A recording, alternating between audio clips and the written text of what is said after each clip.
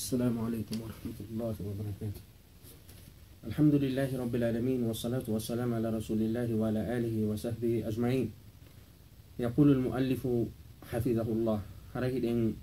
فؤدوك دفتر من ويتهند الوجيز هرهي نو مسيب جول بكو ودان دين دي غول دو وون دين فيلمان دي دون ودا ka YouTube haray ko wallitagol be heɓali feere ɓen yawgol ka duɗe ma ɓe tawata haray ɓay hiɗon andi nokkuli ɗi wonɗen e mum ɗo ɗin haray golleji ɗin e ko nande ɗin piiji ko honno woniri nde tawde haray woɓɓe ko woni e gantinorade ko wondema haray jogaki tan inchallahu ko ɗum hari ko ɗum waɗi e puusi en yen waɗuɗe golle ɗo waɗen ka nder YouTube hara haysi on tigui hino wawi ga suudu no wawi jentade darsuji ɗin inchallahu yo Allah taw hara ɗe golle ɗo koɗe waɗira ko li khalisatan li wajhil karim. haray en fuɗɗitoto ka deftere men wajiz kitabu tahara hara yo Allah reenu o karamakojo windanɗo e nde deftere ɗo docteur Abdoul Azim al Badawi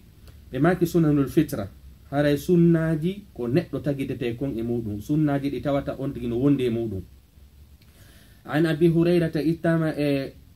seydina aba hurayra qala ɓe maki qala rasulullahi sallllahu alayhi wa sallam nulaɗo maki khamsun piiji joyi min alfitra ɗum ɗo no jeeya e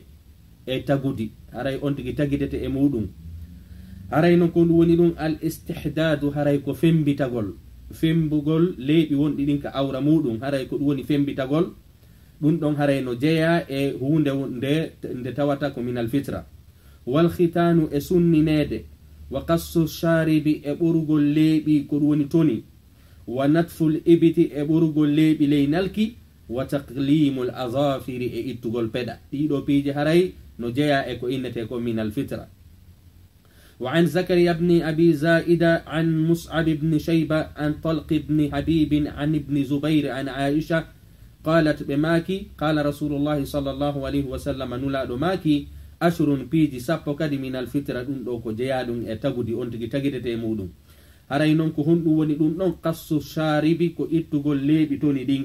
wa ifa'u lihiya e accutugol waare wassiwaku e gosagol wal istinshaqul ma'i e ko ɗum woni e sorkinagol ndiyam wa qassul azfari e ittugol peɗa wa ghaslul barajimi ko ɗum woni e lootugol guƴe kolli lootugol gama loota ga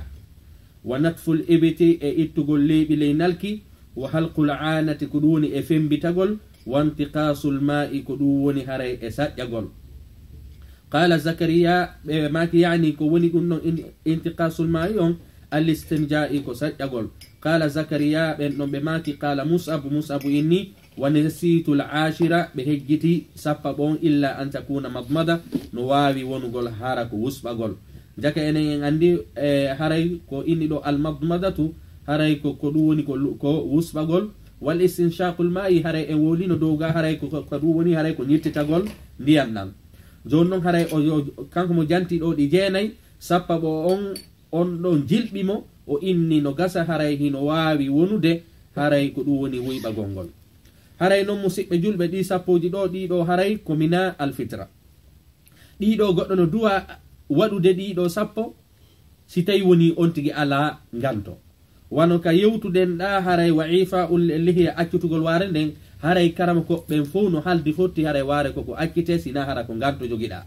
haray noon nganto on ko honɗum no wawi wono nganto hara ko laamu no wawi won kadi nganto hara ko cellal joni noon ko hombo yetotoma ɗin ɗon piiji ko sariya on wano si tawi woni hara aray ko ɗum woni haray e cellal ma timma fi muɗum ma ko nande ɗin piiji haray ko ɗin ɗon newnante jaka en andi ɗo kañum kadi haray hina an waɗirta no faliraɗa no haray noon karamakoɓe ɓen fof ko ɓuuri yarude haray mazhabuji goo no inni accutugol waare ko sunna mazhabuji goo no inni haray ko wajibi mais ko ɓuuri sellude haray ko wajibi saabu haray fi'il on ko fi'lul amre janguɓe usul ɓen no inni wal amru yaqtadi l wujub haray si amru wowlama fi muɗum haray ko ɗum woni ko yamirore haray so on tigi ala dalil wawata yaltinde hunde nden ka nder yamirore kono haray ko innuɗen kon haray noon no ittintina si tawi woni on tigi no mari al usur on noon kañum kadi si tawi on tigi no mari nganto ngon noon kañum kadi koyo wonu nganto shar'i hara ko diina kan no jaɓi nganto on haray saabu haray angal jutinde haray hiɗen feƴƴa e nden toɓɓere ɗon haray kañum kadi alkhitanu ko ɗum woni sunninede wal khitanu ini sunni gongol kanyum kadi wajibun dum kadi koko waddi fi haqqi rijali wan nisa hay haqqe sonna ben e rewbe ben haray no dum do kanyum kadi haray joma defter nden ko ni do haray sunni gongol koko waddi e gorko e debbo kono haray o mas'ala do haray no powdondira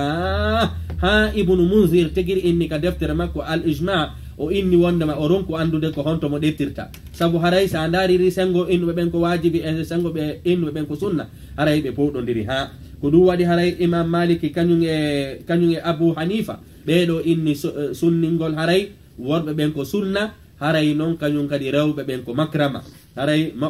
rewɓen ko teddingol ɓe haray no imamu shafayi kañum yaari wondema haray sunningol gorkowo debbowo ko wajibi o dallinori sifa ɗiɗo haray no imamu ahmadu kañum haray no mari riwayaji ɗiɗi riwaya innuɗo ko wajibi e riwaya innuɗo ko sunna kono haray musidɓe julɓe haray noon koko wona e wolede ɗo fi sunningol sonnaɓɓen haray noon karama ko ɓen ɓe yeddodira ka sunningol fi worɓe ɓen kaka sunningol fi rewɓe ɓen haray hadisaji buyno tabiti haray wondema ɗi dallinoraɗi fi sunningol suddiɓe ɓe ma teddingol ɓe haray ɗum ɗon hadisaji ɗin koɗi lo'udi ko saabu lo'ugol majji addi haray karama ko ɓe buyi wano haray ibnu hajar al asqalan himo yeeti en ka deftere makko fathul bari himo woli wondema kanko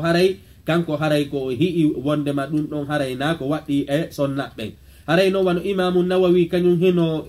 hino yaari ka deftere makko wondema haray ko wajibi haray no powɗodira ha musidɓe julɓe kono noon ko yen andu wondema haray teddingol ɓe suddiɓe haray ko powɗodira ko si tawi woni a gerdiri no gerdirte non amma noon enen no gerdirten noon afrique haray ɗum ɗon karama koɓe ɓen fop no fotti duwaka fes ko on ɗum woni ɗum ɗon ko inna wondema ko feppitugol enen noon en taƴay woni ko ɗum waɗi haray si tawi woni masala on no powɗodirede koyneten kon afrique haray koyen innu karama koɓɓen fof no fotti wondema ko wonɗen e waɗude afrique kon hana saabu haray enen en ittay woni kala ko innete shahwa e ko yowodiri e fi sonnajo haray en ittay woni kala ko tawata haray kanko o heɓay ko weli kon ka baldi en ittay woni haray noon sariya on ko woɗi ɗo fi muɗum ko wondema haray ko sunnini en kadi no sariya on yamiri noon wondema ko feppitugol inna wona taƴugol haray en andi woɓɓe kañum kadi no dallinora ɗi hadisaji ɗo ɓe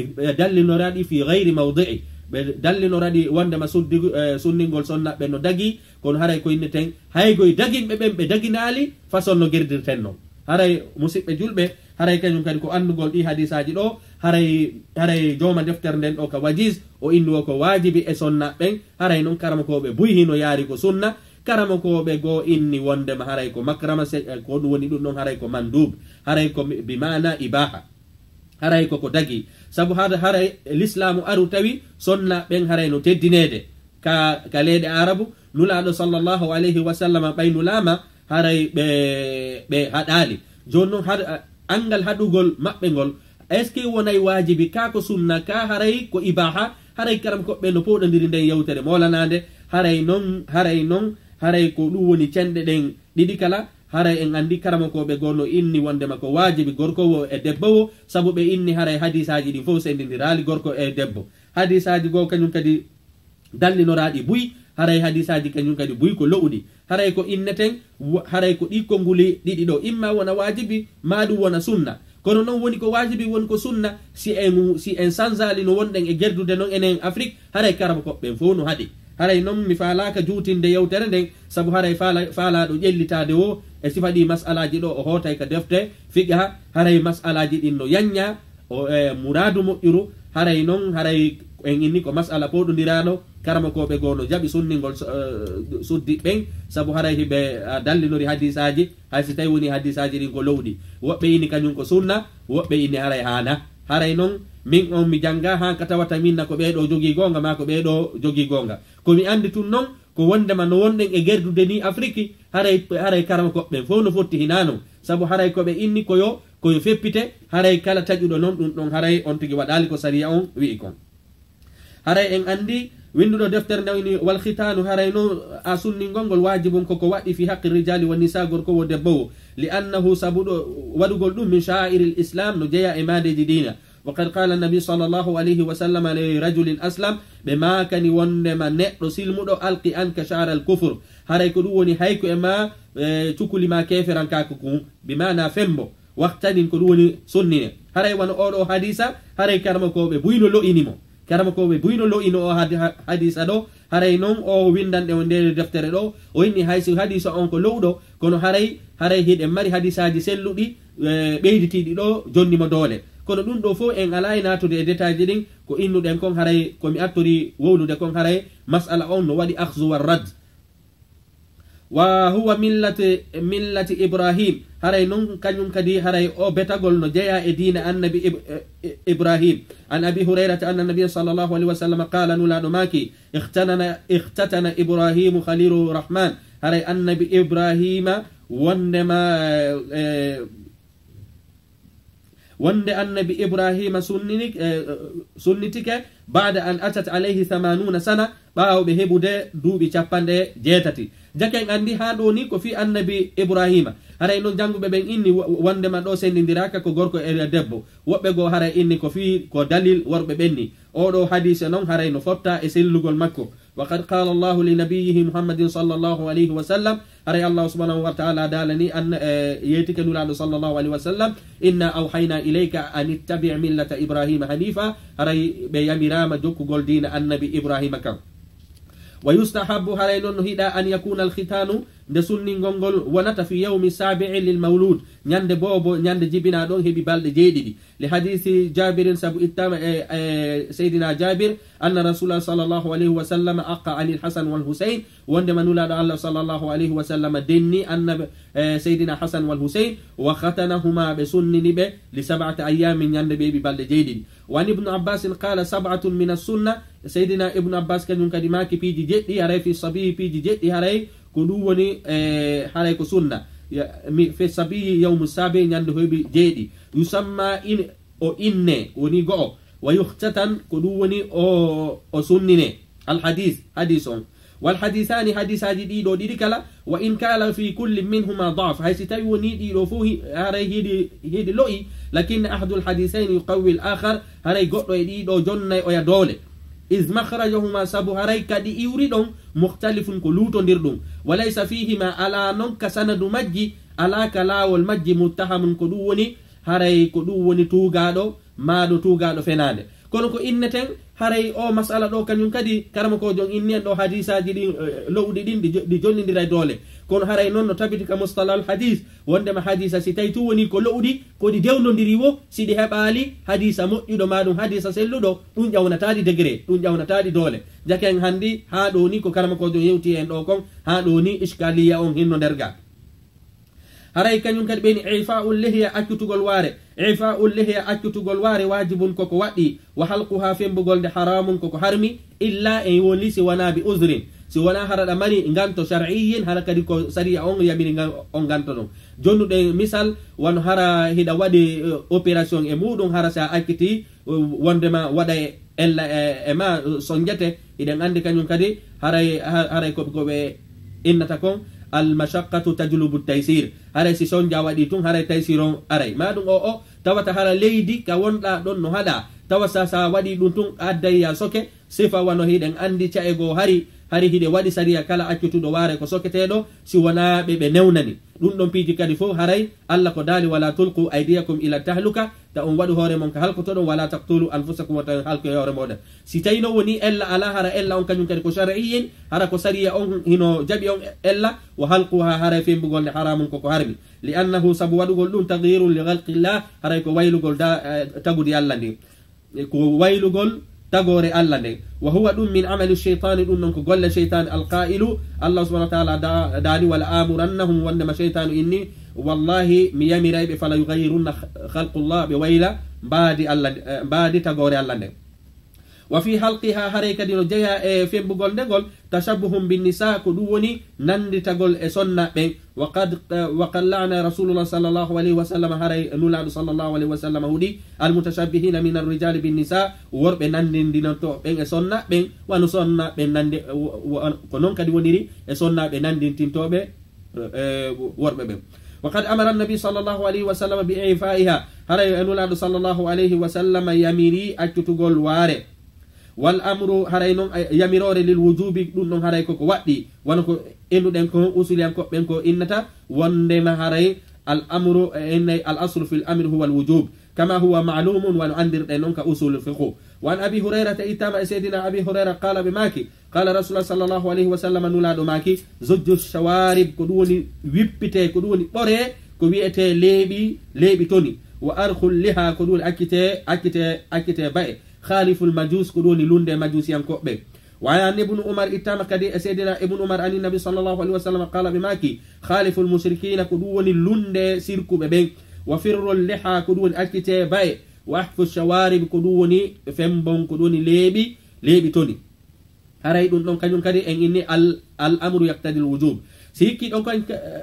ka kadi ɗon huwa asiwaku gosagol ngol asiwaku kadi gosagol mustahabun no hiɗa fi kulli halin alhaaleji ɗin fof wa yata'akkadu ɗum non haray